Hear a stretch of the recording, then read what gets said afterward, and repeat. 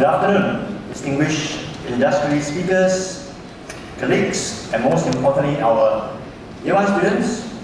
A very warm welcome to your very first Industry Connect series. It is wonderful to see all of you here.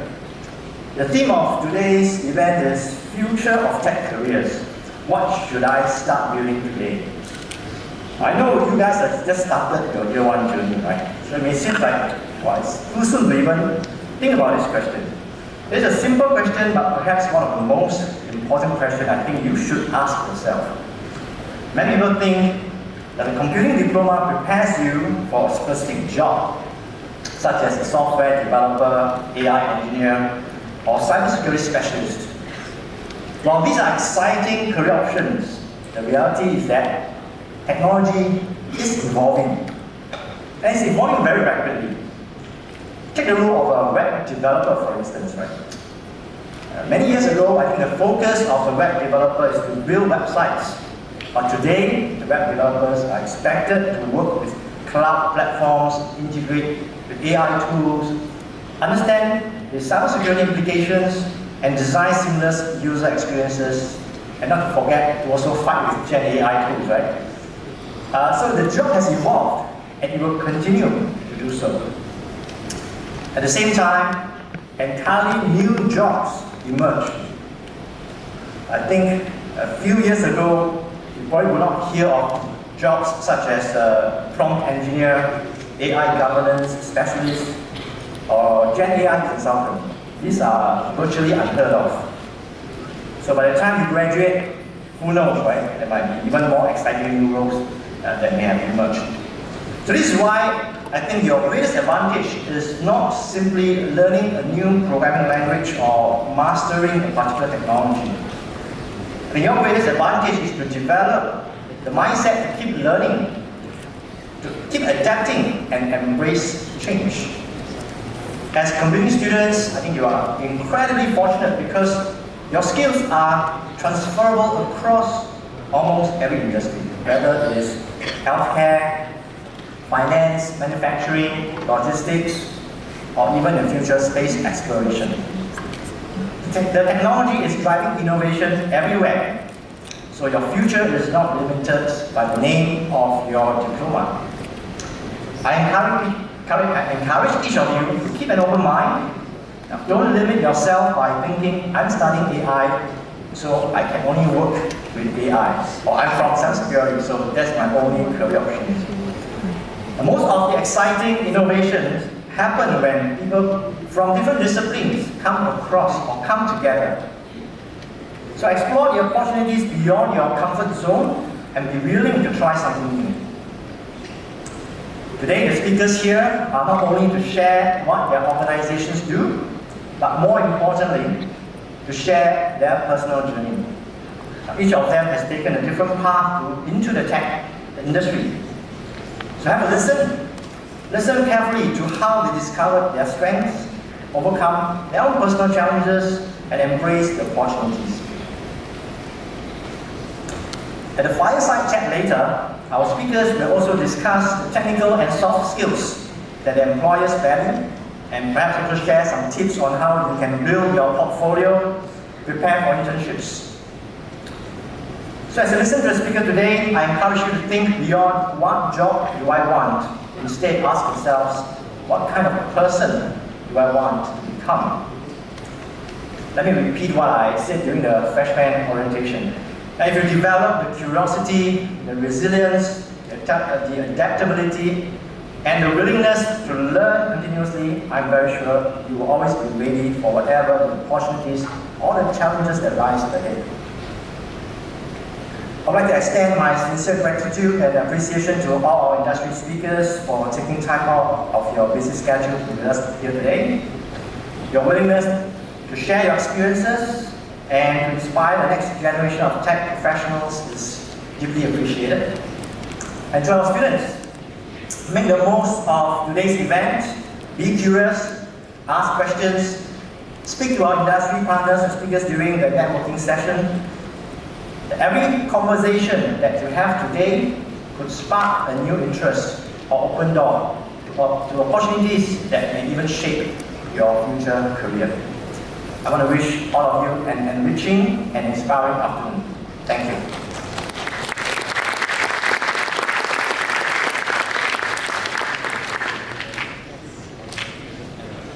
Thank you, Mr. Liu, for your warm welcome and inspiring words.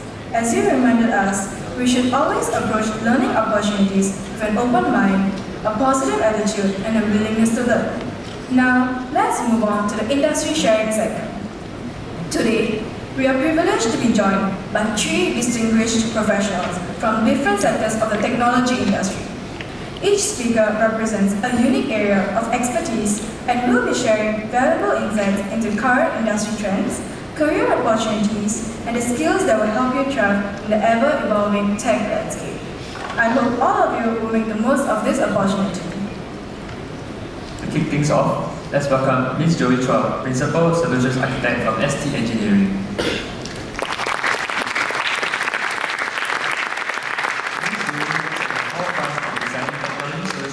Complex business challenges, and today she will be sharing her experiences and perspectives on building a successful career in technology. Please join me in giving Ms. Joey Chua a warm round of applause.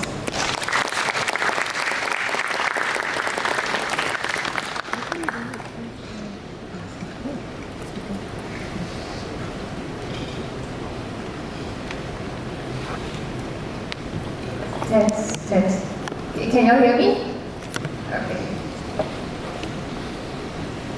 Okay, hi, I'm Joey. I'm a Principal Solutions Architect at ST Engineering. I will explain a bit more about what Solution Architect is later. Just a quick note, this whatever I share doesn't represent my employer. It will be based on my personal opinions, right? Okay, so briefly about my journey. I studied in economics for my university undergraduate.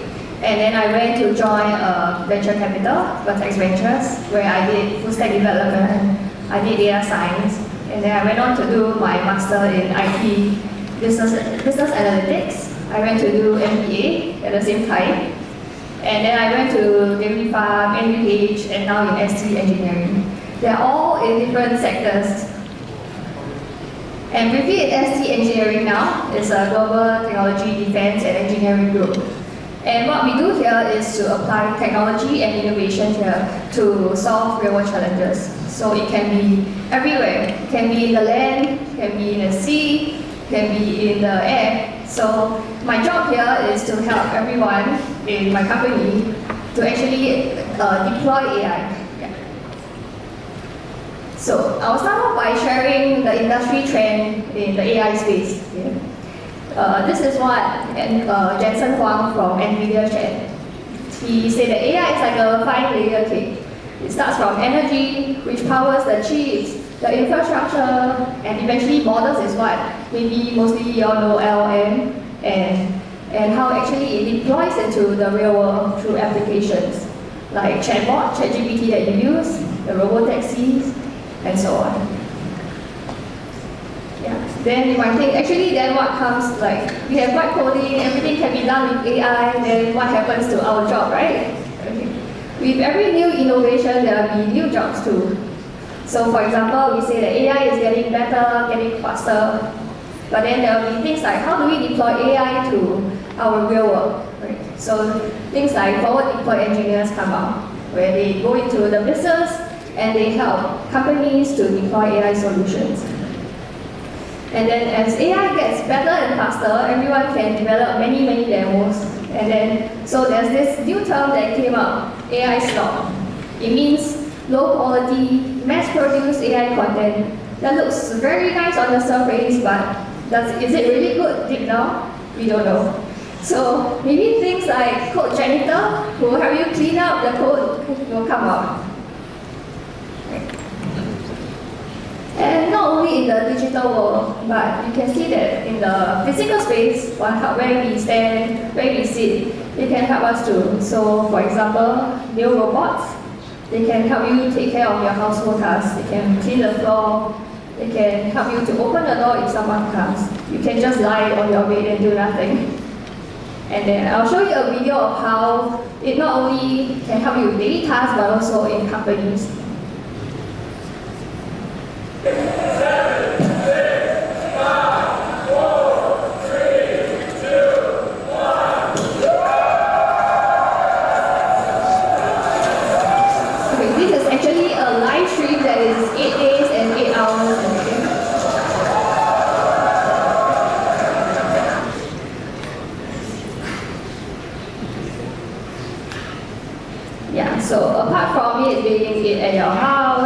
in the companies, you can see that it actually goes into your daily accessories as well. For example, Meta, Ray-Ban, you have the spectacles to do things like recording, listen to music, and there's Aura rings that you can wear to track your biometrics.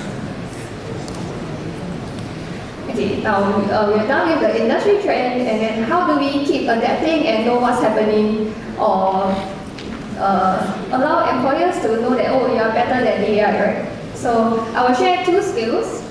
One is you learn how to learn, which means being adaptable, right?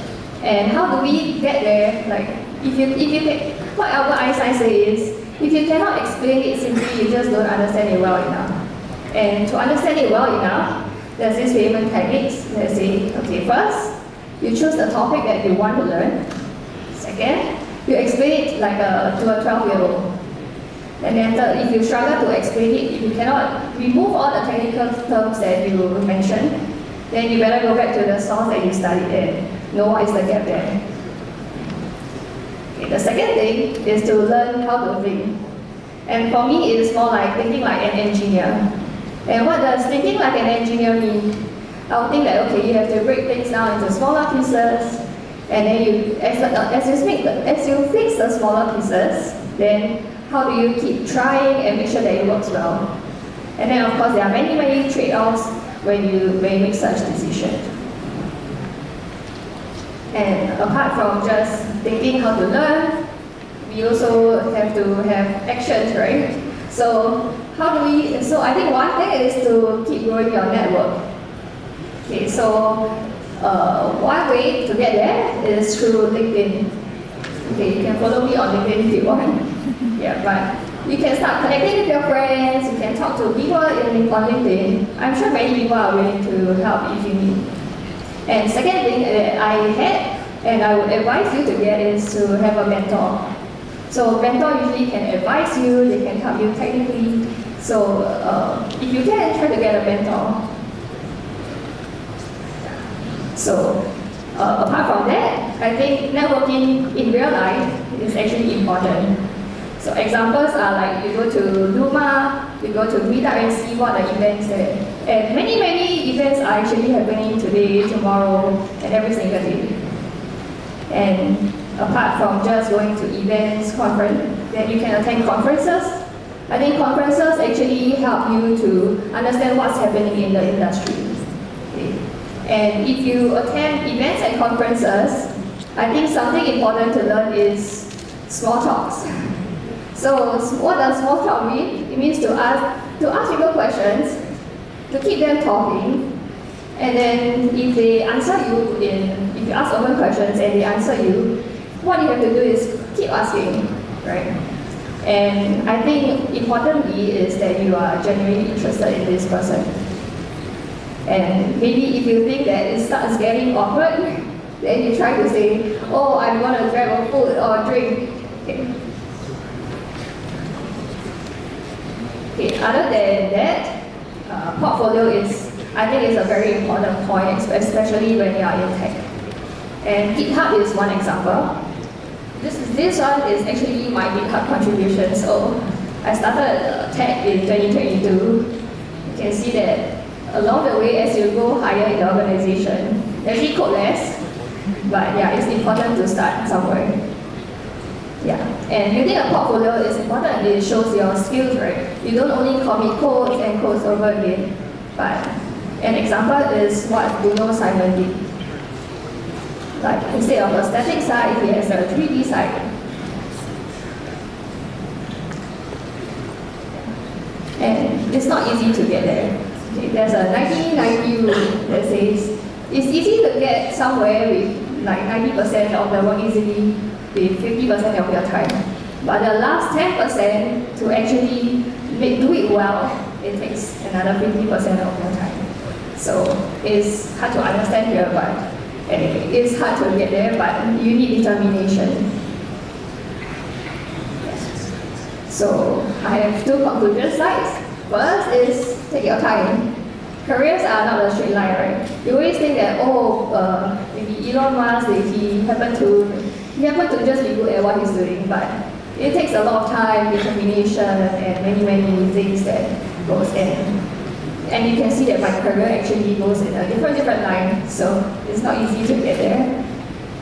And what I always end career talks with is to trust the process. And you can't just connect the dots looking backward. You have to just trust the process and know that eventually things will connect and take you somewhere. But that's with your hard work too. Yeah, that's all for my sharing. Thank you.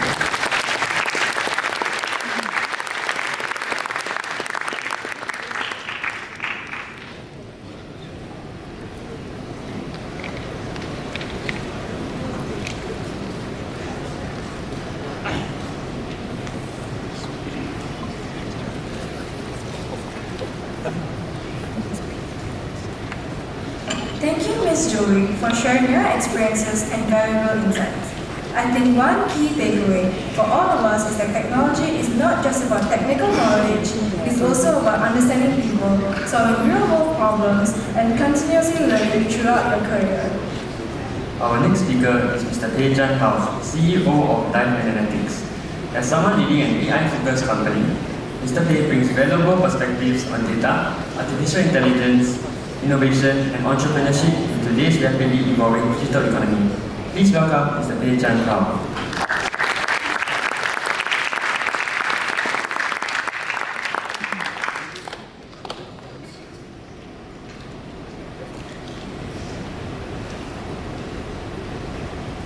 Testing.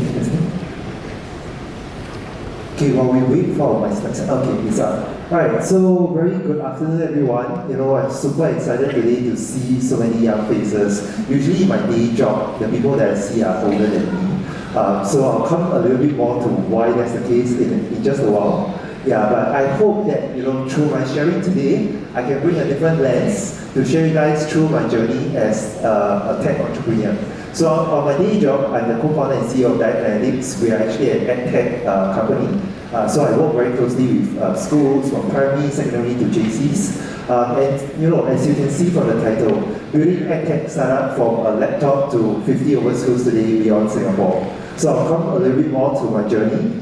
But before I introduce more about my company, I want to share 3 numbers today. So 500, 100,000 and 50. 500 hours saved for a teacher every year. Over 100,000 student check-ins that we have actually analyzed, and now our solutions are actually deployed over 50 schools around, just Singapore itself, and even in overseas. So a little bit more about Dive. These are the 4 main flagship solutions that we do, but basically in a short sentence, we help teachers save time from menial administrative tasks by building, innovative productivity solutions to help them streamline school operations and also support students' well-being and their holistic development.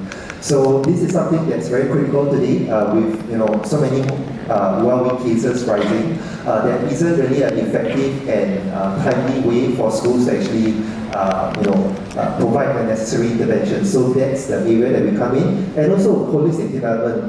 We focus a lot on helping students build portfolios, and I think that's something that Joey also mentioned in her speech earlier, and about the importance of it.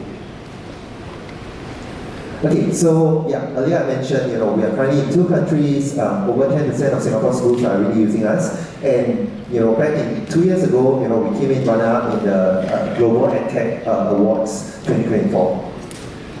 So I'll talk a little bit about industry trends and some of the emerging technologies, and I'm very, very sure all of you here already uses AI on a daily basis.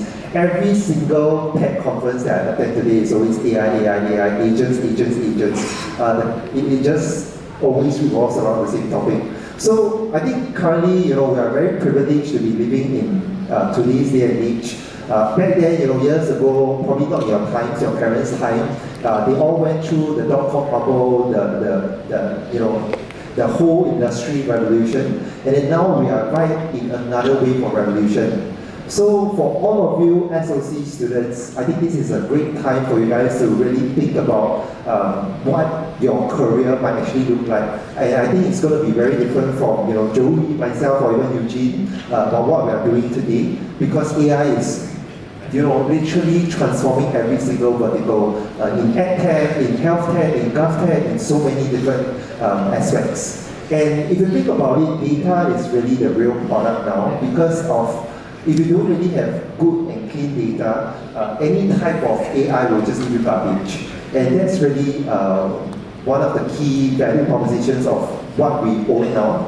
Even though we are an EdTech company, I think really at the core what we have is the years of data that we've actually gathered and collected throughout the years.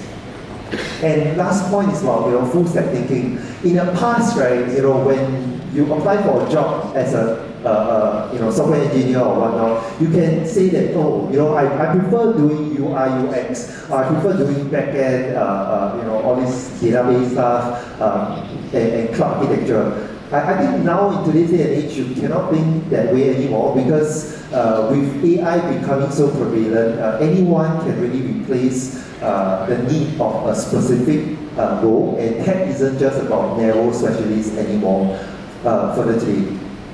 Now the next trend I want to share and why this matters to all of you who are doing computer science, analytics, cybersecurity, it's really about these 3 points. Now first is that product engineering today is really all about AI driven.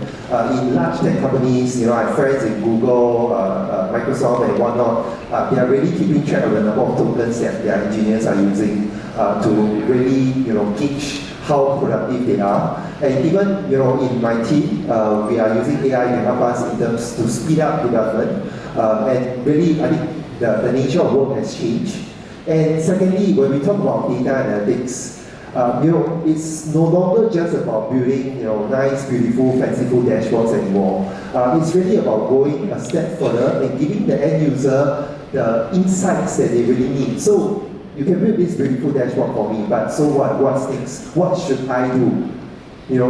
And last but not least, when we talk about security, I think with AI and the fact that there are so many data breaches, scams going on a daily basis, this is more important than ever. Schools, organizations, governments, they will always boil down to how is your data being stored, how is it being protected and things like that. So governance is extremely important in the days ahead.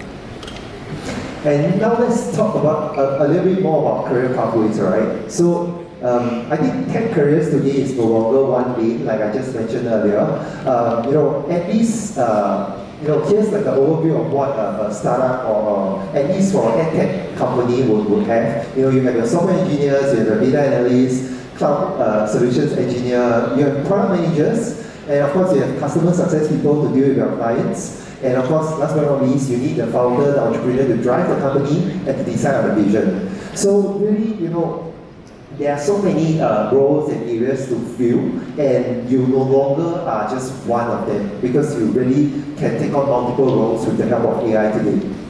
And I think it's completely fine if all of you here are not sure of what you want to do, because back then when I was your age, I didn't know what I want to do, and I never thought that I would be running my own company today. So back then, I think just like all of you, I was just a gamer, playing Dota almost on a daily basis, and I think that's fine. But you learn along the way, you find out more about yourself, and that's how you evolve over the time. So I'll share a little bit about, I'll give you 2 case studies, a little bit more into what data analytics do. So one of our most best-selling solutions is actually Monster. So all of you came from a secondary school prior to this, right? And if you realize, every time that a teacher is maybe sick or absent due to some other reasons, there's actually a lot of things happening behind the scenes that all of you would not know. So how can they so quickly find a replacement to go into your class to actually continue the lessons? That is what exactly Monster does. So we have a whole set of algorithm that actually helps them to find the best replacement within seconds, and will notify teachers so that they can continue their lessons without wasting precious curriculum time, so that things can go on and you won't just be sitting in the classroom doing your self-study or revision. Secondly, this is about nurture. So earlier I shared a little introduction into the situation today about rising mental well-being concerns. And another aspect is really about data fragmentation. With the launch of AI and technology today, teachers are bombarded with so many different, edtech tools on a daily basis. They have to use Padlet, they have to use Google Classroom, this and that, and data is literally scattered everywhere. And that's what Nurture is meant to build, to really help them to unify all this information. And we help students since secondary 1 to start building their portfolio as they develop year on year throughout their secondary school. And by the time they graduate, they will actually have a very nice personalized portfolio that will actually help them in their higher education applications to like polys or JCs. And you guys would obviously, naturally move on from there. And you should start thinking about how you can actually build up on your portfolio as you move on in your tertiary studies. And I think this is also another industry challenge that I'll share a little bit more about earning trust. So, as a young, small startup company, every time when we go to school, especially in the earlier days, the first question that we always get asked was, how many schools are using this? Which other schools are using? And I think it's a common fear that most procurement will actually, relate to. And I think we cannot just see it as, oh, I built a solution today, I can ship it out, and that's it. You really have to think about all the implications from your cloud architecture to security to all these things, because all these will help you to build trust as not just as a tech professional, but really build trust in terms of how reliable your solution is. So these are the 3 main points that my team and I we've gone through so many countless conversations with schools, to really reach where we are today. So what are some of the skills that I think really matters today in the day of AI, right? I think first is continuous learning. Even I myself am learning on a regular basis because AI is changing so quickly. If you don't learn, I think you'll be obsolete within just weeks, not even months anymore. And I think for you guys, GPA used to be something that is super important in the past, but I don't think that it's something as important today. Not saying that it's not important, but I think your actual work and your portfolio really does matters. So you guys should just get your hands dirty, build small little application, use that to learn. Doesn't matter whether the application eventually gets used or not. I think it's the learning process that really helps you throughout the journey. And the last point that I want to cover is that human-centric approach. I think one common bias for every tech professional is that when you think of problem solving and you want to solve a solution, it's always a tech solution. But sometimes the real actual solution doesn't necessarily need to be tech. So it's really about understanding the end users, developing empathy, and developing the right solution to actually help them to solve whatever challenge that they are facing. Yeah, and just to reiterate, the point that I mentioned earlier, internships. I think some of you will be very soon prepared in your year 2 and 3 to embark on your internships. Make the most of it, and start building different small little projects as you go along. Build your portfolios.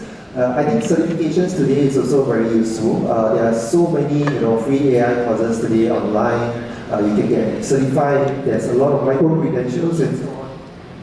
So definitely, spend some time during your free time to participate in some of these things.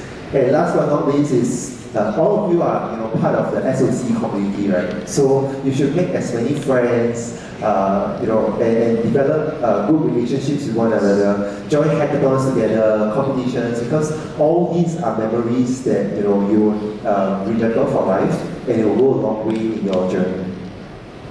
Okay, so I think this is the interesting part. So I'll share a little bit more about my journey. How did I actually turn from a business graduate to actually what I'm doing today? So back in 2017, I think all of you are still very young.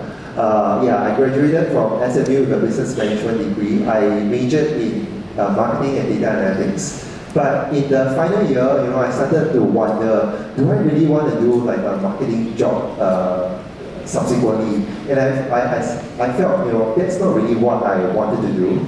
Yeah, so actually, going back a little bit, I think back in NS times, I really had a friend who was really running his own tech company, and he exposed me to a lot of development stuff, and that's where I started picking up a little bit of skills. But by the time I graduated, I was still a newbie, developer. And back then we didn't have ChatGPT and all these. All I had was Stack Overflow, GitHub, and some of these older tools. So if I'm stuck with an issue, I literally have to post on the forum, and I wait until some kind soul somewhere in the world will help me to solve the problem. And sometimes your problems might be very unique and you can't really find solutions online. So after graduation, I took the leap. I started the company, being young, ambitious, and naive. Yeah, and we were completely bootstrapped, no funding.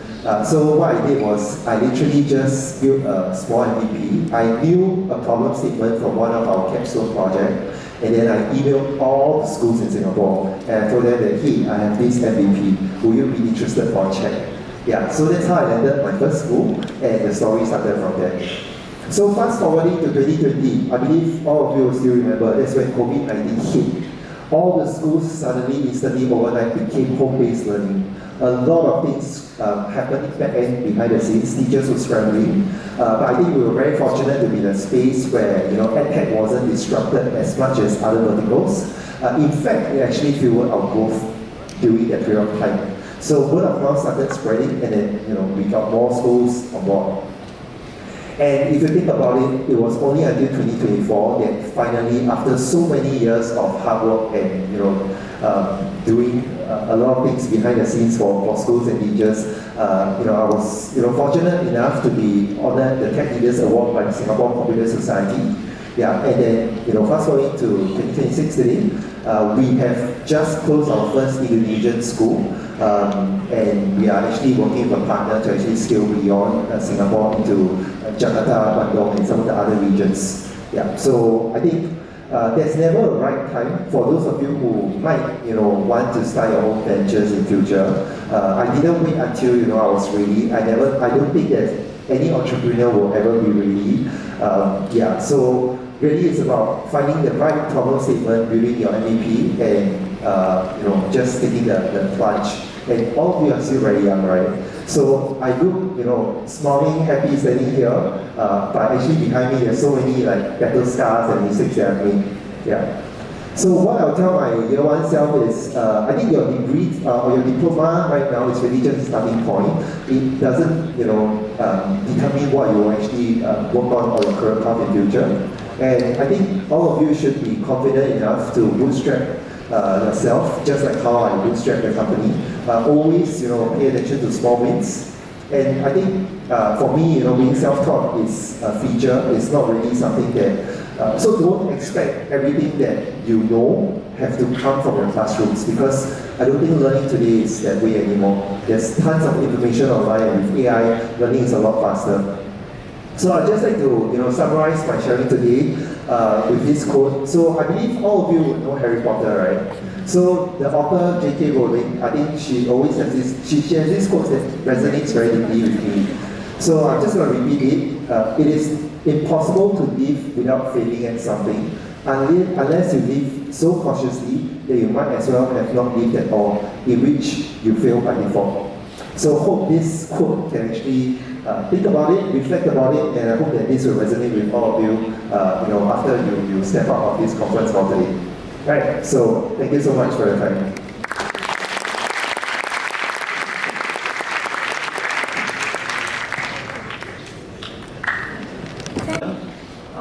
I was back in Poly about 20 years ago, so 22 years ago, that's a very long time, but things have evolved a lot since then.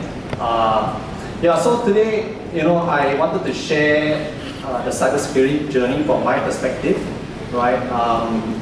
Some of the challenges that we're facing in industry today, and of course, how, some learnings that might help you in your journey as you go through the next few years of Poly and then into your career. So here's a real quick introduction about myself, right? Who am I? Currently, I'm the CISO at SingPass. I think everyone here has SingPass, right, on their phone. You have probably used SingPass before. If you have not, you should download it, because it will come in very handy as you live your life. Right? And over the years, the past, ever since I was in Poly, I would like to describe myself as a hacker. I like to take a look at things. I like to really understand it. I like to take things apart, right? Break things, and then build them up again. So over the past 15 years, I've been doing exactly that in over various careers, and I've learned a lot. Maybe some of it we'll share later. And the last thing is a bit of a very high level of my journey. Right? I think we all went through the standard school systems, and then we ended up in poly, not JC. Ooh, that's good. Then to army for the guys, and then uni and work. So I think it's a fairly typical journey. We'll take a look at it in a bit more detail as we go along. But before that, just a quick sharing about where I work, which is at GovTech. I know it's been in the news lately for not so happy things, right? But if you have any questions later, maybe not too many, right? Don't mind answering some of them, but we'll focus on this. So who we are, right? I think we are the lead agency in Singapore, basically building up our smart nation and doing tech for public good. So all the things that we do, really, it's about helping the government digitalize to provide good digital services for all of you. And yeah, that's what we want to do, is to make everyone's lives better through that digitalization process. So what and how we do it, right? We want to help citizens, us, businesses, like the ones that Zhang Hao does, right? Everyone else as well, and of course public officers, because there are many of us in the public service. I think about 140,000 people that rely and use a lot of these technologies today. So yeah, we're just driving a lot of that. And I'll just take this opportunity to also share a shameless plug. GovTech does provide internships. Okay, so definitely still having, this is not going to go away, and don't worry, you won't be let go halfway, right? As long as you do what you're supposed to do. So look out for it. I think we have openings in February and August, right? But there are also, I think that's when also, not just at GovTech, but everywhere else, right? Do look out. I think those are the periods that people will be looking for the next internship, to do their next internship, right? So yeah, just keep an eye out for that.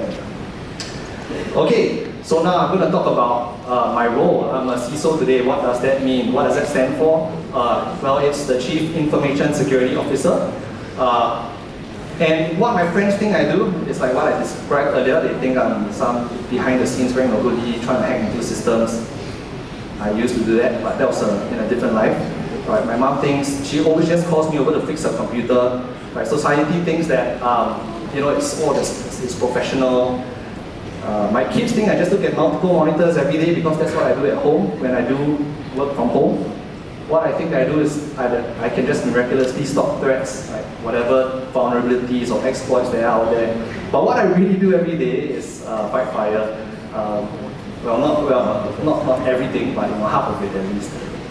Audits, governance, like what Zhang Hao was saying. Oh, there's a vulnerability. This system went down. What do you? And then my phone will go off. Yeah, it will keep going off. Yeah, I'm just joking. This is just me. Okay, but yeah. Okay, so the next thing is really about my journey, and why is this important? Because you know what, I take a look at this like as like bus stops in life, right? Today, all of you are at bus stop number 1. For the more senior ones, we probably at bus stop 6 or bus stop 7, right? And all of you will be going through this journey as well. Mine's pretty typical, but I wanted to highlight a few things, right? First is that when I got into my first job. Oh, okay, yeah, it's cut off. But when I got to my first job, I was there for about 3 to 4 years. I then pivoted to run my own company for like another 3 to 4 years. And then finally, I joined the public service. So in my life, I thought that I wanted to try out 4 things. I wanted to try out everything as far as possible. Being an SME, running my own company, being in the public service, and being an MNC. So I have not done one of them yet. Right? But I'm not saying that I will. I'm just saying that that's what I started out doing. Right? So don't take whatever I say and then go post online. I bet that later, yeah, it will be in trouble. But anyway, why is this important? Because from each experience, actually, it is okay to jump when you go through your careers, right?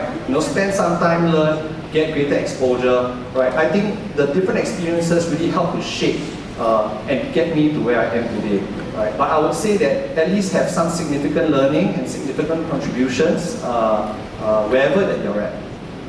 So when I joined GovTech, I've been there for about 8.5 years. I did quite a few things. right, from cybersecurity product development. So there was a lot of engineering efforts that were there to build various cyber products. I also did a lot of security testing or security assurance kind of work, where I'm not sure if those in the cyber diploma have heard about it, like penetration testing, red teaming and stuff like that. And then I moved over to SingPass as I progressed in my career, and then now I'm taking care of, basically the whole environment, the security, governance, and the security posture and governance of the systems, the applications that we're using. And this is also about the time in the past year, right, that we said hello to AI. Like AI just boomed. So those who are taking that, I think that's also good. And I think there was some mention previously, right, about how this was helpful. It's not, even if you're just taking one discipline today, I think it's okay, but there will be a lot of cross-functional teams in the future, actually today already, and the more that you know, the more cross-functional, cross-domain expertise that you learn, as you interact with all your friends over here, the better off you'll be. So, where's the talk about AI, right? For cybersecurity, what are the challenges that we see today in industry? If you've been following the news, about 3 months ago, Anthropic released one of their frontier models called Mythos. And this got everyone, out of their seats. It kept people awake at night, right? Why? Because with Mythos, right, Mythos showed that they were able, that model was able to find vulnerabilities in systems that were unknown, and they could really find it much better, much faster than humans can. So what does that mean for me? Or what does that mean for system owners or anyone that has a system, right? It means that when I'm sleeping at night, maybe an attacker could just use a vulnerability or use AI to find vulnerabilities while they're sleeping and then attack systems. And then what does that mean? Maybe we have a data breach. We lose the information lose your information, your private information. How would that make anyone feel? I don't think it's a good thing, and I definitely don't want to be there. So this was a concern for many people because there was, it's all about impact, right? What could happen? Could banks be hacked? Could we lose our money? Right? Could you hack your? I don't know. Could you be hacked in many other ways, right? So there's a lot of concerns, I would say, in industry, and governments like us are definitely no exception. So what? I mean cybersecurity, but we still have to play and keep up with technologies that are progressive today, and we also need to transit along with it, right, to be able to provide machine speed defense. What does it mean today? Or perhaps what we knew 1 or 2 years ago was like, okay, I'm a very good technical person, I can contribute a lot to the organization, or I can study very well, or whatever it is. I mean, that's really great on you, right? But that's not going to be enough in today's world moving forward, right? Because we need to be able to scale. With machines and with AI, we're talking about how can we scale alongside with it, right? And maybe the future, today we're moving something to towards supervisory engineering. What does that mean? How can I have my agents? Yes, I know it's been rehashed over and over again, but it's something that we are looking at least in the next 1 to 2 years. But even then, things might 2 years later or 1 year later, things would shift because technology is really moving very, very fast. Right, but at least as of today, right, that's where we're looking at. And then the next question would be, if I were to move towards this, right, I move towards a world where I'm just a supervisor of a lot of agents, would that make me redundant sooner? Will I start to lose my job, etc., etc.? But the reality is actually further from that, right? The question is not about how much lesser people do I need to do a job. But I think the question we should ask is, how much more can I do, right, given AI? How much more can I scale given the same number of people? So the thing is that what keeps us and makes us different, what keeps us relevant, right, is that we are the ones, humans are the ones that remain accountable, and eventually we are the one that directs and decides what matters, right? If we are depending on AI, if we are treating AI like an oracle, then I think that understanding, like what I mentioned before, it becomes fragile, right? And then we are being prone to being replaced. So we don't want to be just purely depending on AI. But what we want to do actually is to treat AI as a sparring partner, right? To understand what is it that it's saying, to understand how it works, to understand how things work, right? And then that helps us to progress along with it. Okay, so very boring stuff. I'll just touch on the things that are a bit newer, right? What is the cyber industry looking for today? Especially as I were to enter the workforce, maybe say 3 years from now for the ladies, and for guys maybe it depends, a bit later because of NS, right? So first 1 to 7 on the left, I think everyone knows it, right? It's in your curriculum. But for 8, how does it actually apply to the cyber industry? How does it actually apply to every other industry or every other domain, right? So what is AI for security? What I said earlier, right? How do we actually use AI to leverage, how do we actually leverage AI to make our processes faster and better? How do we scale with AI? How do we use AI in technologies to detect faster, to exploit faster, to attack faster, or as in find our own issues faster? And then of course there's security for AI. So what does that mean? AI itself is a technology.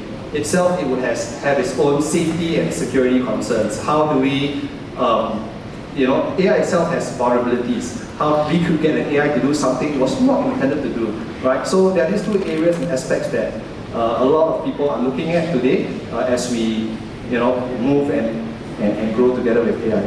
Then on the soft skills and qualities, I think of the first 7, you probably might have seen it everywhere, but there's one that I wanted to highlight, number 8, right, about ethics and integrity, especially in cybersecurity. You might think, why does that matter? For example, if we're doing governance today, right, and we find something wrong, or you find something wrong from your colleague, your team, your friend, or whatever, and they say, hey, you find something, let me, don't flag it up. Why don't we just try to cover it up, or I'll fix it, and then we'll just forget about it, right? But the thing is that sometimes you just have to stand your ground because, I think that is exactly what is the right thing to do, right? And also because you don't want to send the wrong message that all this is okay. But if you didn't do something right, it's also okay, right? Even if you did something wrong, it is okay to just acknowledge it, right, and then move forward. Alright, so the next part is actually entry-level, career pathways in Singapore. I sit on the Singapore Computer Society SES Exco for cybersecurity, right? And these pages that you see actually come from the SES website. They give a nice summary of the various entry-level roles that the cyber industry is looking at today. Right, so one example over here is that there are some, for a penetration tester, you can see some of the primary responsibilities that are required. Of course, this is always subject to change. By the time that you enter industry, hopefully this content gets updated as well, right? But this is still pretty relevant as of today. You can see all the relevant certificates. They tell you, how you might even transition from various levels, from level 1 to level 2. And onwards, right? And you can go and read more about it yourself. Just Google SES Career Pathway. You'll be able to find out more information, especially if you're in cyber. But hopefully, I think you can also Google some of this for the other domains.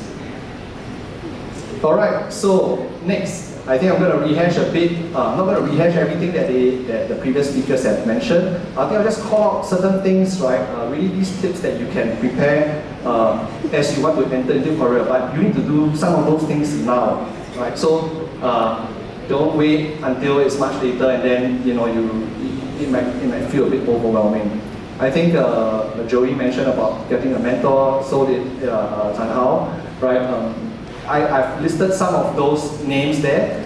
It's not so much of an endorsement, but those are really organizations that I have worked with before, I have mentored with before, and I know that actually communities that are out there to really help you, right? Like SES, of course, and advisory.sg, YouthTech.sg. There are a lot of these non-profit organizations that are out there that people would volunteer at to connect with, and guide those who are interested. Right.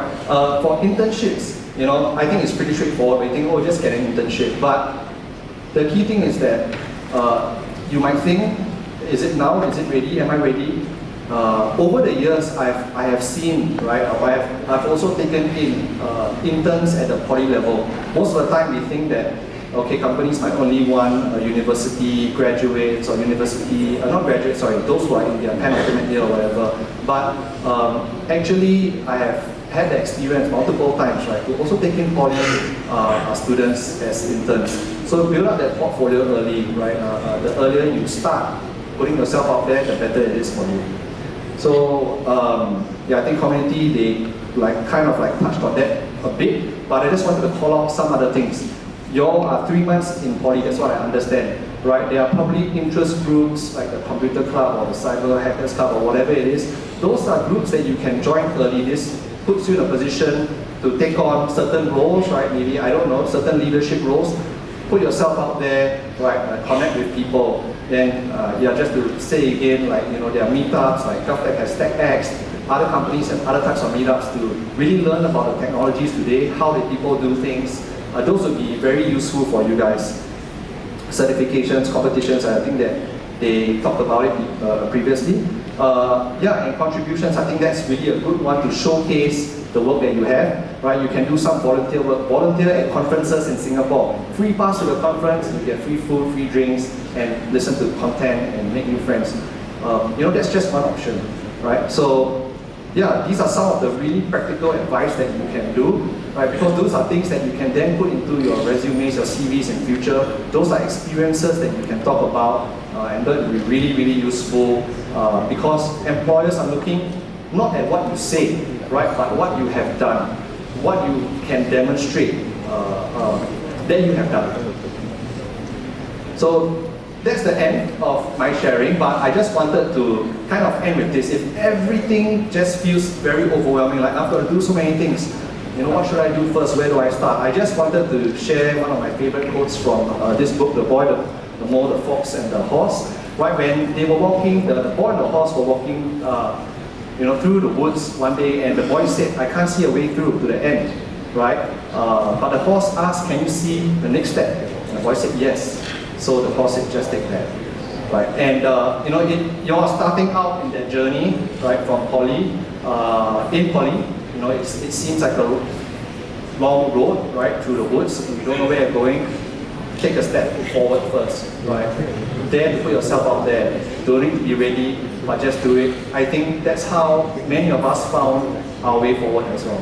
Thank you.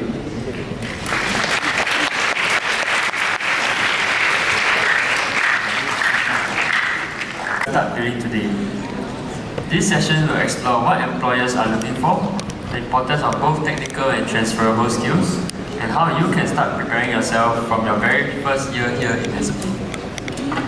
Moderating today's discussion is Ms. Kate Chu, Education and Career Guidance Coach from the Ministry of Education. She has guided many students in discovering their strengths and planning meaningful career pathways. Joining Ms. Kate on stage will be our 3 speakers, Ms. Joey, Mr. Pei, and Mr. Eugene. May I invite Ms. Kate and our panelists to the stage.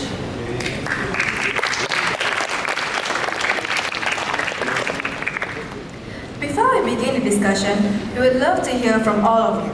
Today's Q&A will be conducted through Pigeonhole Live. Simply scan the QR code displayed on the screen to submit your questions throughout the session. If you have any questions throughout the presentation, feel free to submit them through Pigeonhole. To ensure a respectful and engaging discussion, please keep your questions courteous and constructive. Please include the speaker's name before your questions so that we can direct it appropriately. The time is yours, Ms. Kate. Thank you. Okay, so we just have 1 more hour to go. I can see that some of you are restless on your phones. So can I get all of you to stand up? Just stand up. Quick one. Follow the seat already, is it? Cannot, This part is very, very important. Just quickly stand up. Don't knock into your friends. Let's do a very, not enjoying. Yes. I don't have any direction. I was going to say, raise your left hand, stretch. Right hand, stretch. Right hand forward. Don't knock your friend's head. Left hand forward. Okay, so now we are all ready for segment 2. We will finish by 5:30 for sure. So, okay, see. We need a further stretch, just one last stretch. Okay, so after hearing all our speakers sharing, now it's the fireside chat, right? And it's all about what should I start building today. So we are going to dive into your strengths and skills. So before I start, I just want to do a quick check. Can you raise your hand if you remember going through this ECG lesson? That's about your strengths profiling. So do you remember doing, oh, I see some hands. So you actually had a lesson, oh, you're still stretching, is it? Okay, so you actually had a lesson about your strengths profile, where you learn more about your potential strengths, your learned strengths, your realized strengths, your potential strengths, your learned behaviors and weaknesses. So if you don't remember it, it's okay. I think it's a good opportunity to encourage all of you to make an appointment to have a chat with myself or my fellow education and career coaches. Okay, we can journey with you and to find out more about yourselves and what strengths and skills you can start building. And one more thing I'd like to clarify is that you often hear the term strength and skill used interchangeably, right? So it's also important to know that there's a difference. So think of strengths as something that you are naturally born with, your natural talents. And skill would be something like an ability that you can grow and develop through practice. Okay, just wanted to highlight that. So with that, I want to dive straight into the first question for all our speakers, which is, how did you discover your strengths? And for our students here, how would you advise them to start discovering their unique strengths? I'll go first. Sure. Okay, so I thought that I would start by sharing a personal story of how I actually discovered, my strengths and my passion. And it actually happened when I was in poly. Right, that was the time, like I think Zanhao mentioned earlier, a lot of us were spending time gaming. I used to also play the games he mentioned in a whole range of other games. Probably spent too much time in those games. And I was a bit, I think one of the strengths, I'll just chime in here, was about being determined. I think when we play games, I don't know about you, but I want to win. Right, and I was quite determined to win. The problem was, I kept losing. And why was I losing? There were certain games that I played that, there were actually a lot of people who were cheating in a sense. But how were they cheating? They were cheating through hacking, right? So that actually got me very curious at that time. There wasn't a lot of information, there wasn't ChatGPT, there was really very little on how people were doing things. I think today there's a lot of guides out there. Not that you should be doing it, right? But if you want to learn about it, I think that's okay. For educational purposes, must save us. But for me, it was, I was really curious about it. And since one of my strengths was really being determined, right, to win, and of course, get a better understanding of things, I dived into that world of finding out how to hack. And hopefully I could one day hack for public good, which is what I've been doing in my career. So, I think that finding out that, that personal strength or passion sometimes can happen really in unexpected ways, right? Everyone doesn't have to, you might not find it at the same time, you might have discovered it earlier in life. You might discover it slightly later in life, during army, during uni, or even when you start working. I think everyone's journey is different. But one thing is that perhaps you could spend some time to ask yourself a few questions, right? Actually, what do you feel passionate about? What draws you and gives you a bit more excitement when you want to do it? When you're asked to do a task, right? If you feel motivated to do something, there's also certain reflections and conversations that you can have with your friends. They might give you some feedback. I think that's very helpful. Like, hey, bro, you're good at this, or hey, bro, I saw that one. Speak to your friends, right? Speak to your teachers. Reflect a bit, give some time for reflection, and think about what could interest you. And I think that's also a journey to discovery. You can look through all the attributes and see which one kind of resonates with you. Yeah, so maybe anyone else wants to chime in? Yeah, so I can go next. So I think before I answer this question, right, I would like to share, I feel like for me personally, I think one of my biggest strengths is in terms of discipline. And that's something that has, kept me going in the path of entrepreneurship for, this September, we're actually celebrating our 9th year anniversary. So 9th year, first job, how many people will actually stay in your first job for 9 years? Just think about that. Yeah, so how did this discipline actually come about, I think it really boils down to back then, you know, like what Eugene mentioned, I was a gamer back in school. Every day, you know, playing all the different types of computer games. Back then, mobile games wasn't really a thing yet.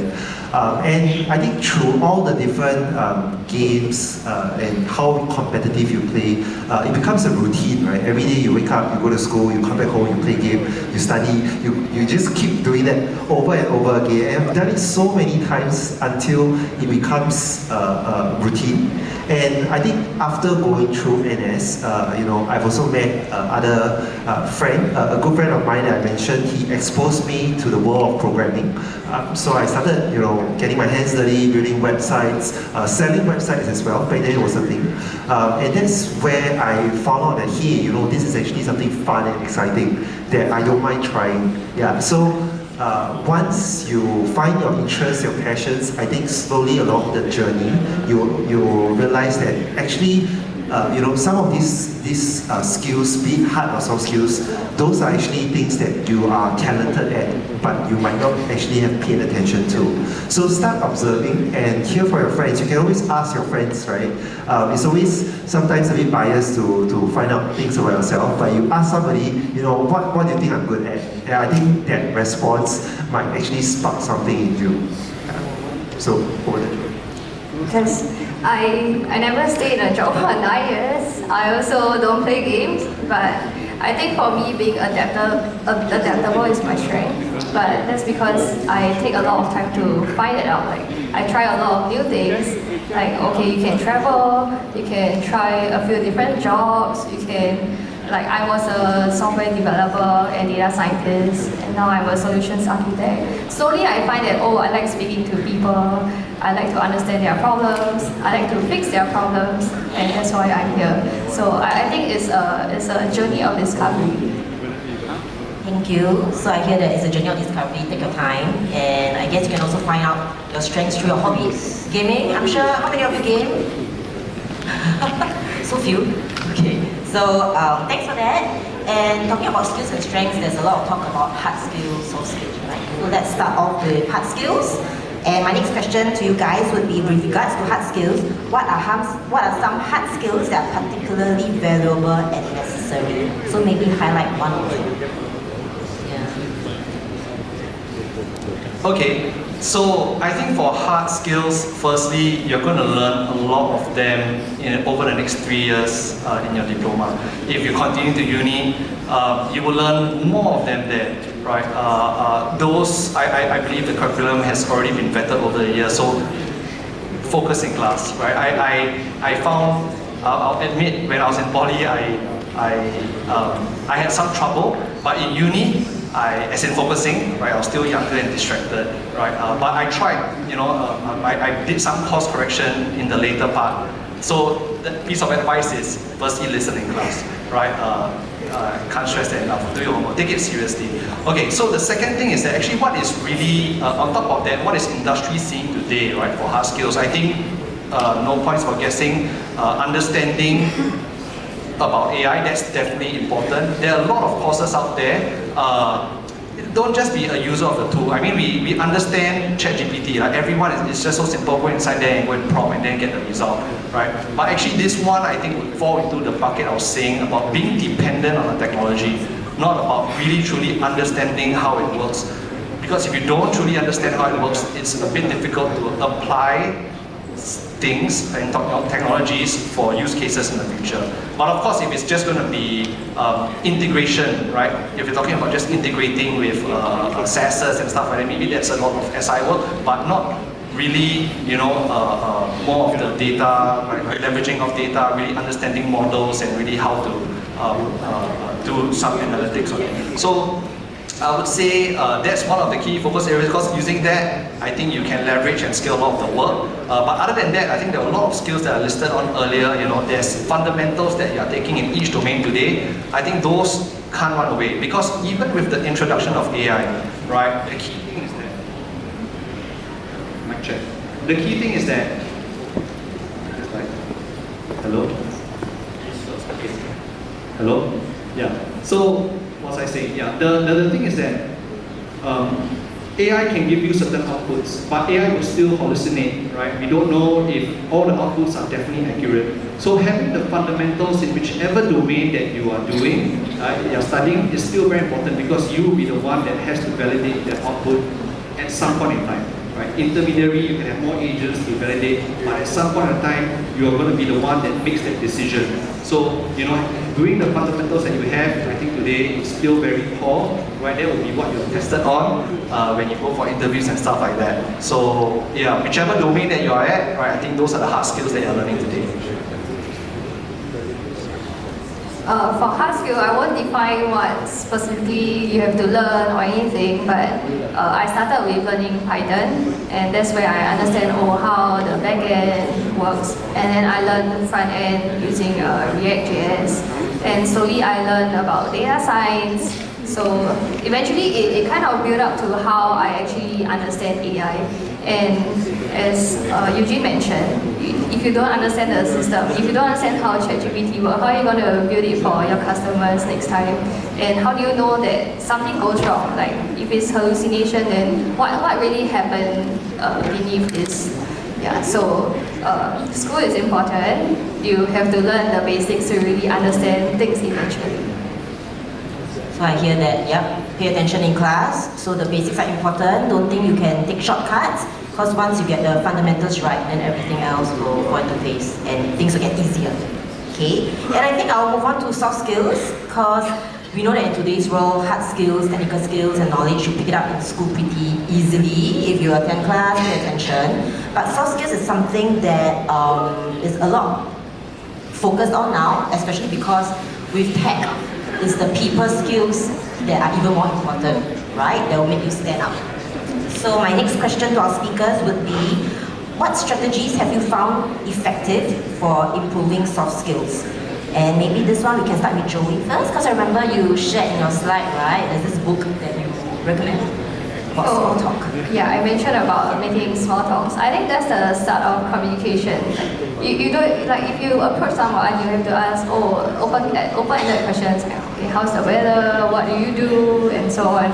So eventually things lead up to another.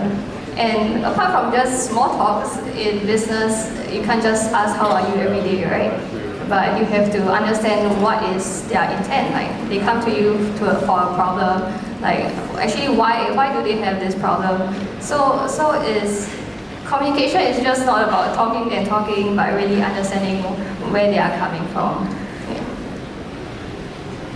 Yeah, so for me, I think soft skills is really important, especially for my role in my day job. So, I'm a technical developer as well, but whenever I go and pitch to schools or I do training for teachers, your HODs, your subject heads in schools, I have to speak their lingo.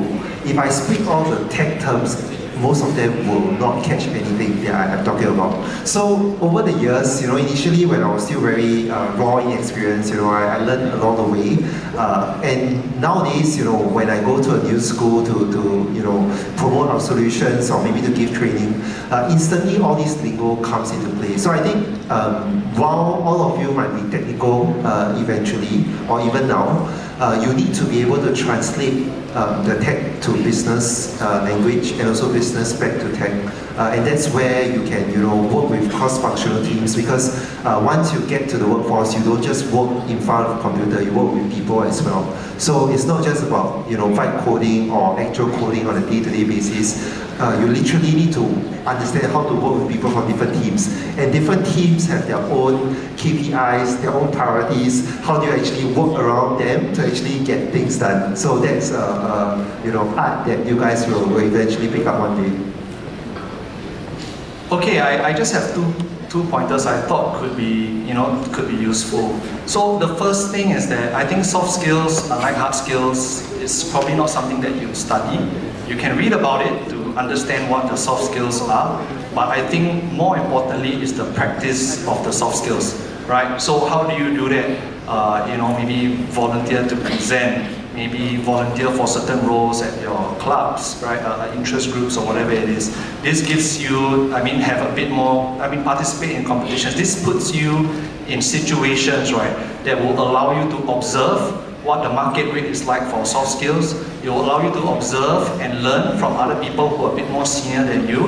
Right? I think this could be useful for you to learn and then emulate for those skills that are good. Right? The second point I wanted to highlight, right, was the second point. Oh, so I can't hold this area. Okay, yeah, see, we adapt and learn. Okay, the second point I wanted to highlight is on the importance of soft skills. Personally, I mean, I've been a hiring manager for as long as I can remember, right, more than 10 years. And there's always one thing, there's definitely one thing that we'll be looking out for. It's not the only thing, but there's one thing. It's about it.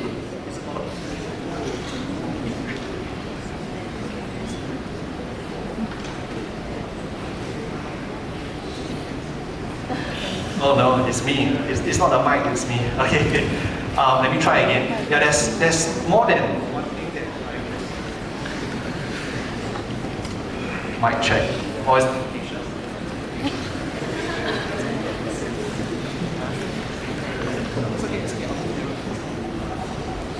Sorry, next issue. mic check. What? Oh yeah. Okay, it's fine. So it works now. Yeah, there's one of the things that I look out for, right, is about the team fit. Team fit, what does this mean? It actually brings back to a lot of the soft skills that we're looking at in an individual. For me, even if a person is not so technically competent, but he has, you know, if I can assess his attitude and character is better, I would take this any day over a candidate that is very competent but has a bad attitude. Any day. Why? Because technical competency can be trained. On the job, you will go for on-the-job training. Whatever that you learn, you know, some of the things that you learn in school will apply, but there will be many things that you will have to learn on the job. And the person that will go further is the person with the good character and attitude and soft skills, right? And the person who is very smart and that doesn't have any of this. Yeah. So I think that if you ask about importance, both are really equally important, because we will not bring someone in to the team that has a toxic attitude, and then in the end, it just totally makes the team worse off than it was before. Right? So that's just something to think about, right? How you want to develop yourself, not just professionally, not just academically, right? And not just the hard skills, but really do think about the soft skills aspect, because it is important. I think that's a really good reminder about your attitude as well, right? So for soft skills, the speakers talk about adaptability, discipline, and having a good attitude. And I was looking at the questions. I see a lot of questions coming in, so I think I'll weave in some of the questions in the midst of our fireside chat as I see suitable. So one very good question, right, that's related to soft skills, attitude and all. To all distinguished speakers, what are your thoughts on faking it till you make it in creating a tech career? What other viable mindsets can make a person succeed? So I realized there are comments from fellow students, I guess. So two very good replies is about having a growth mindset, right? So other than having a growth mindset, having a teachable attitude, what other mindsets, soft skills, kind of, would you recommend for our students to start taking on now? Actually quite interesting. I was just talking to my friend about faking it till you make it, like yesterday. Okay, so I have two different opinions. One is the soft skill, one is the hard skill side. So on the soft skill side, if you say fake it till you make it, then sure, to me it's yes, because I have a personal story to share. Okay, so in the past, I don't have to speak in front of a crowd. Like, if my teacher asked me to present in front of the class, I really stuttered a lot. I'm very nervous and so on. But then today I'm here because I keep forcing myself to present. Every time there's a team presentation, I will do it. And eventually you just get better. Like, I just pretend that, oh, I'm very good at this. So eventually you will just make it in terms of soft skill. But in terms of the hard skills, like if you're technical, you're studying comp science, it's really hard to fake it, right? Like, it's all code. You have to understand what's happening in your code and so on. You have to explain your code. So I don't think you can really fake it in that aspect. I also have a story to share about this concept of fake it till you make it. So earlier I shared during my talk that I built the MVP, I emailed all the schools, right? But I didn't share the details. By the time when I sent out the emails to all the schools, I haven't incorporated the company.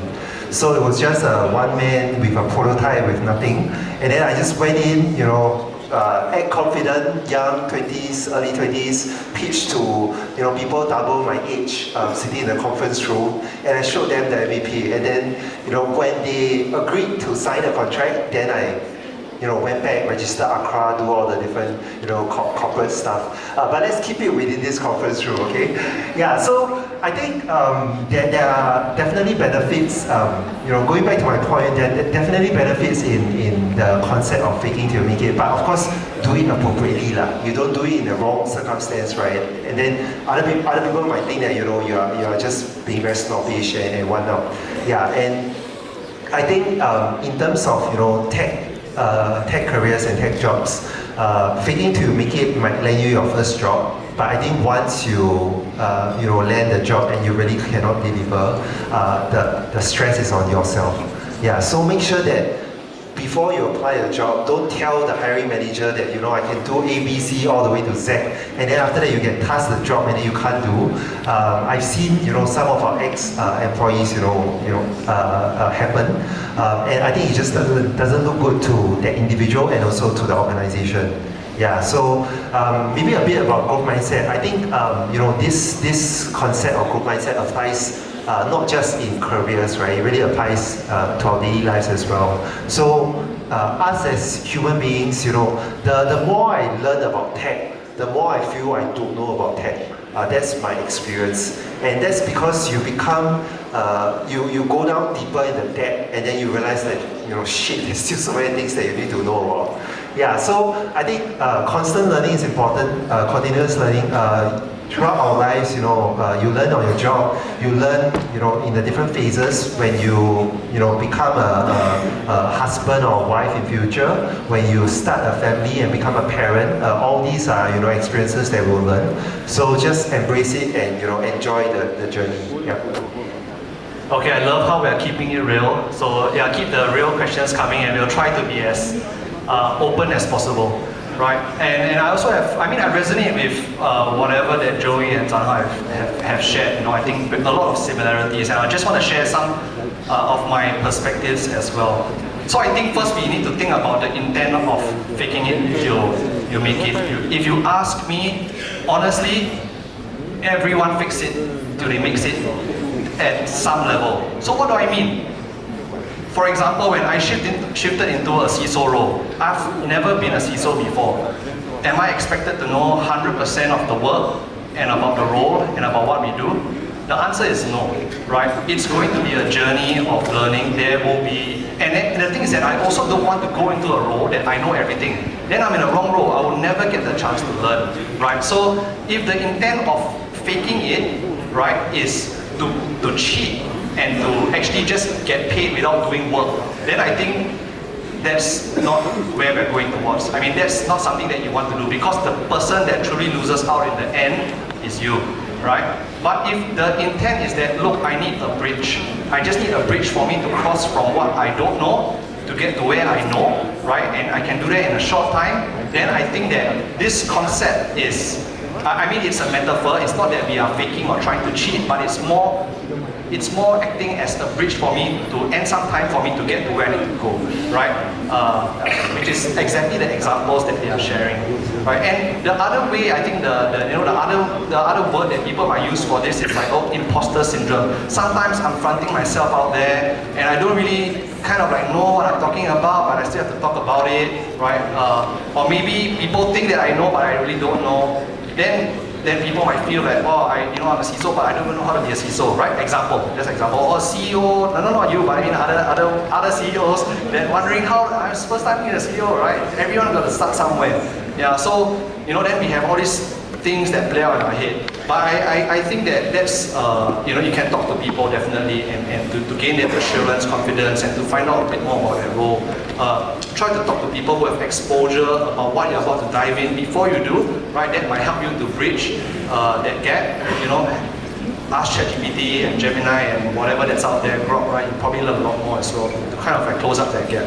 Yeah, so I think those are some of the things that hopefully might help. Right? Don't just fake it to cheat, but really fake it so that you can, I mean, temporarily, just to bridge yourself to get better. So the learning point is we all do have to kind of fake it to a certain extent before you make it. Okay, that was a really good question and I really enjoyed hearing the stories. And if I may share something I learned recently that I think is relevant to this whole, fake it till you make it, is that, have you all heard of this thing called rule of thirds? Yes? So if you are trying something new, right, when you feel like, oh, is it imposter syndrome? Am I faking it till I make it? Just remember that when you're trying something new, when you're trying to achieve a new goal that you set for yourself, it's normal to feel good a third of the time, crappy a third of the time, and okay a third of the time. So maybe you feel like you're faking it till you make it, but that is part of the process as well. Okay, and let's move on to another question, very popular on Pigeonhole, that's kind of related to, still staying on soft skills, okay? So this is directed to Mr. Pei. Do you regret making a company of your own? Is it not tiring? This is $1 million question, right? Yeah. Curious, who was the gentleman or the lady who raised? Very good, very brave. Yeah. So my answer to you, right? Without hesitation, is no. I don't regret. And there were times during my journey that I wanted to give up, for sure. And I think that's just how life is, right? For the first 2 years of my entrepreneurship path, I drew $0 in salary. When all my friends graduated from SMU were in banks, doing well, taking, nice paying jobs and salary. But to me, I didn't matter. Like, I wanted to try this because I felt that if I didn't try this, then I might have regretted it later on in life, because once you start a family and things like that, it's harder for you to start a company. Yeah, and I think besides the monetary aspect, being an entrepreneur as a founder, I have no idea, like zero experience. CEO is just a title. Like on the day-to-day, I'm a chief everything officer, literally. Yeah, so sounds fancy, but actually behind the scenes, there's a lot of things to be done. Yeah, so I think the learnings that you gain from the path less traveled will actually be very different from your peers who went through corporate paths. And in fact, recently, I've been lucky enough to be selected for the SGLN Tech cohort. It's a first tech cohort where they selected like 50 of the different tech professionals in different areas, from MNCs to startups. And I realized how valuable the perspectives of all of us from different walks of life were actually important, because the things that I encounter versus Joey versus Eugene in their own individual career paths is so different, right? But when all of us come together, you really bring in different perspectives and you see things from a slightly different point of view. And I think that's where the value really comes in. So if you are planning to, sitting at the back of the hall, I would strongly encourage you to try. Yeah, and always celebrate small wins. You won't become like an Elon Musk within like 1 or 2 days. But I also want to remind you that starting a company is not a get rich quick kind of thing. You at least must be mentally prepared that you'll be working for that idea or whatever you're planning to, at least for the next 5, 6, 10 years. Yeah. So usually that's the journey of a company. That's where the important part of being disciplined. Yes, exactly. Right, you got to be entrepreneurial. And I think, Eugene, you also set up your own company, right? Because building upon what Janal said, I have this question. I mean, it's not upvoted, but I thought it was relevant. So there's one question for you. Mr. Ng, why did you choose to abandon your company to work in public service? Did your company fail? Or did someone acquire it? If so, why and how? I'm curious. Love your curiosity, wherever you are. Okay, sure. Thanks for the question. So yes, you're right. I actually, before joining the public service, I did start 2 companies, not just 1 but 2, right? And I was running 2 companies concurrently till today. Both companies are still there. At least last I checked, right, a few months back, they're still there. They are still run by my ex-partners. who I started those companies with. And the reason for leaving at that point in time is not because I didn't love what I built. In fact, that was my baby. I gave it my all. Similarly to Zhan Hao, right? Actually, for the first, I think 2 years, I really just drew a nominal salary. Everything went back into the organic growth of the company, to paying salaries. You literally have to bao ka liao, do everything, and don't get the recognition for it, right? At the start, at least. That's the reality of running businesses. But it was very fulfilling. It was the journey that made me learn the most. I had to deal with HR, operations, tech, sales, I mean finance, every single thing, every single hat I had to wear, and that really kind of like primed me, right, when I entered into the next role, right, to any other organization, right, I could just do every single thing, and then bosses like that, you can do everything, you solve all their problems, then, you just basically, I mean, you can be a good employee. So, but the thing back to that question, right, like what happened? It was that during that time we had a difference in views. It was not because, and sometimes that happens when we have multiple founders, right, that could happen, and if the views don't align, then it's okay. It doesn't, there's nothing wrong with that, because people will have different views. Like 3.5 years in, we decided that, we should, like he says, the company should go this way, and I said, I believe that the company should go this way, right? But we decide to agree to disagree. We're still friends, like all of us are still friends, but I think that since, I didn't share that same view, right, then it's better that, I can step away, and then the majority who did share the view carry on. And I'm happy for them that they, managed to carry on that journey. And I also, everyone is like happy. I also found a lot of meaning in public service work, right? So, but was it hard? It was very, very hard. Was it hard to step away? Absolutely, right?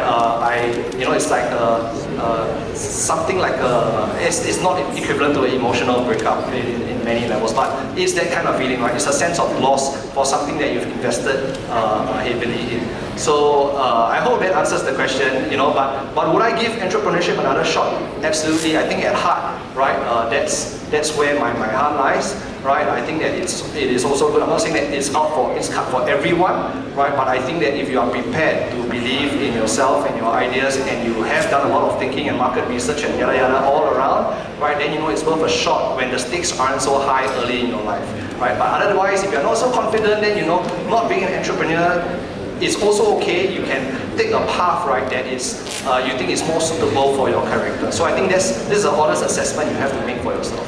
Yeah, I hope that answers the question. Thank you very much. So it's really about knowing yourself well and being passionate enough to know that you have to put in a lot of hard work, a lot of time, and to be very, very disciplined if you want to be an entrepreneur. Okay, so other than those who want to be entrepreneurs, I think there are also questions suitable for Joey to answer. Because other than being entrepreneurs, I think some of you might be looking at getting a master's degree. So the question for Joey is it recommended to get a master's degree immediately after a bachelor's degree or after some work experience? What are the pros and cons? Okay, for me, I had some experience, not in the tech industry, but some work experience before I really did my master in IT, business analytics, and also MBA.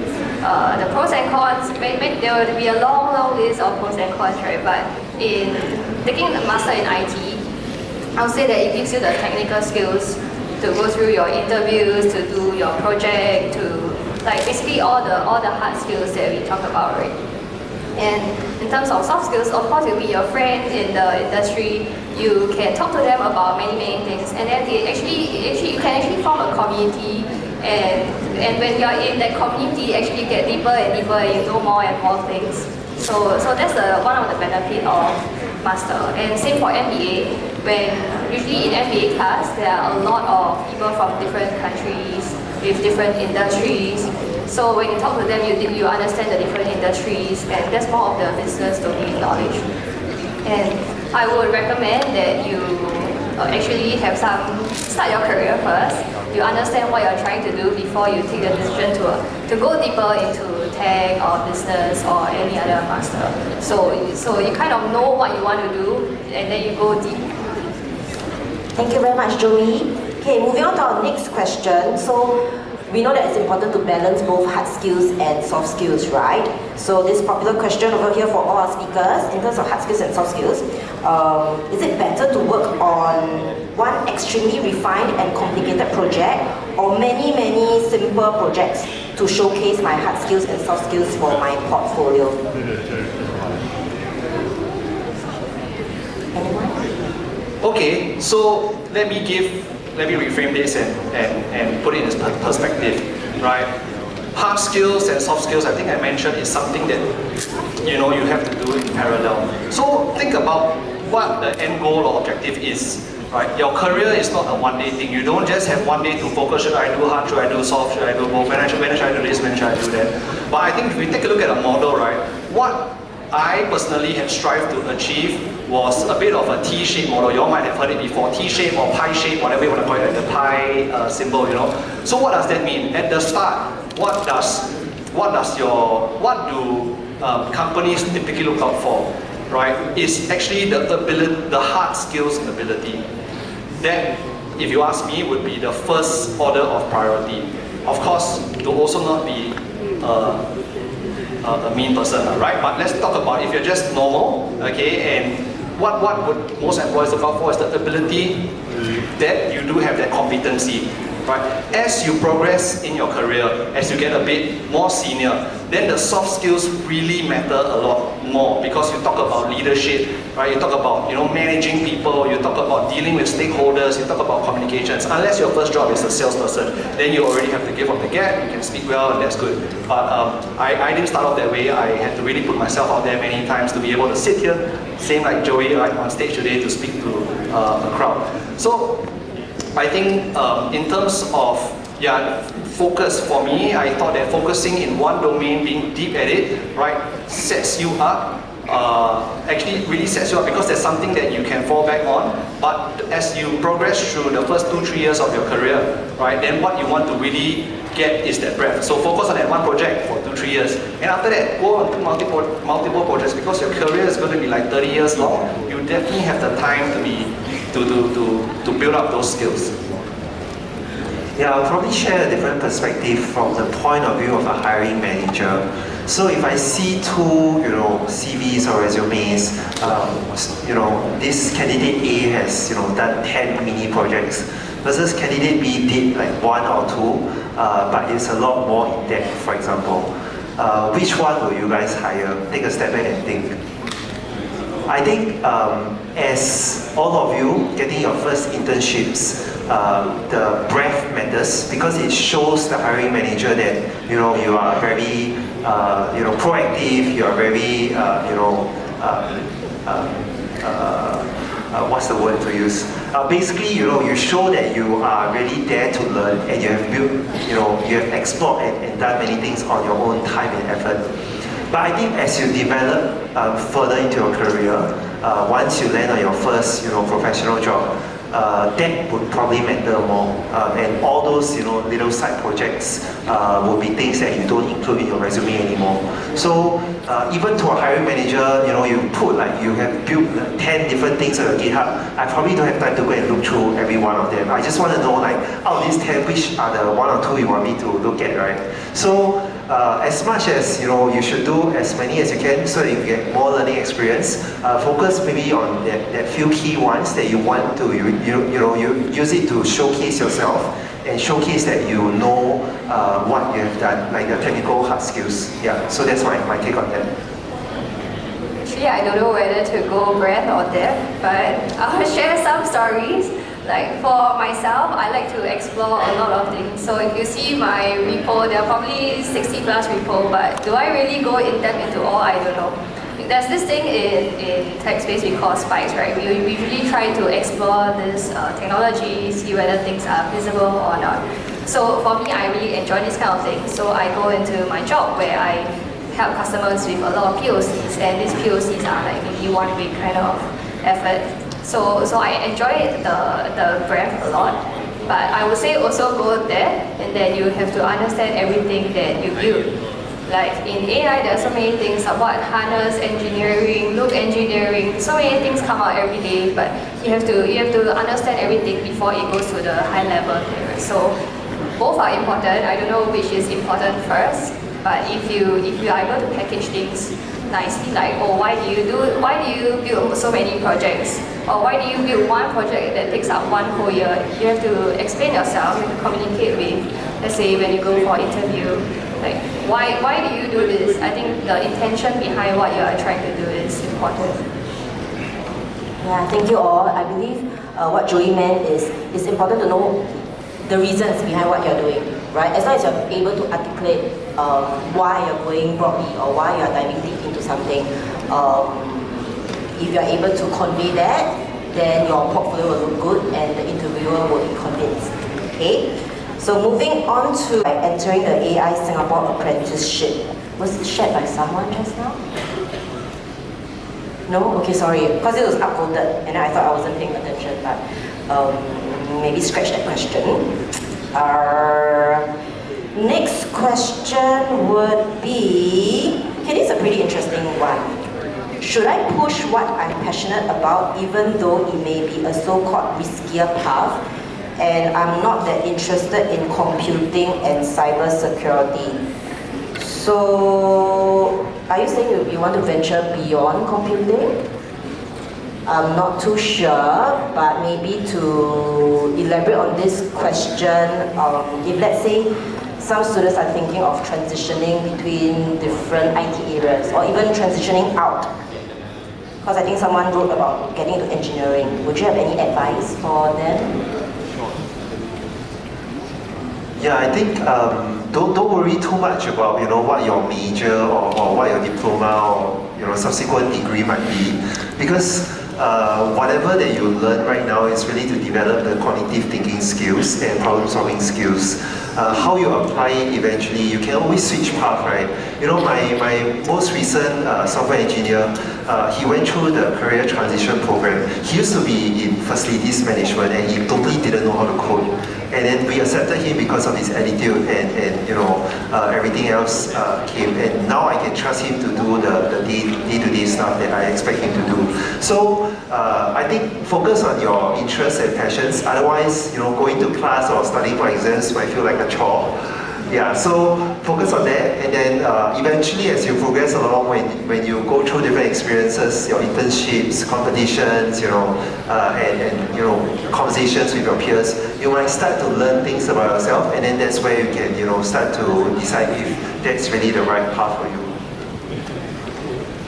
Story time again. I did economics, I went into venture capital, I went to healthcare and retail side. I was an entrepreneur last time too, by the way. Yeah, so I tried a lot of things. I don't know which exactly is my passion, but I like every single one of them at different point in time. So I guess you just don't be afraid to try new things. Eventually you will find what you like. Like for me, I realized that, okay, I learned tech, but I don't want to stay in front of the computer screen for a long time, right? Like 8 hours a day, I just talk to my computer. I don't want that. Some people want that, but not me. And then I realized, okay, maybe I want to talk to customers because I want to know why I built this. So I started going into things like solutions architect. And so I can interface with the customer. So now my time is like about 50% speaking, 50% coding. Yeah, so like don't be afraid to try different things, to try what you're passionate about, and then eventually you will just find your way. As I said, your path is not a straight line, right? Just go around and eventually you will just reach there. Okay, thank you very much.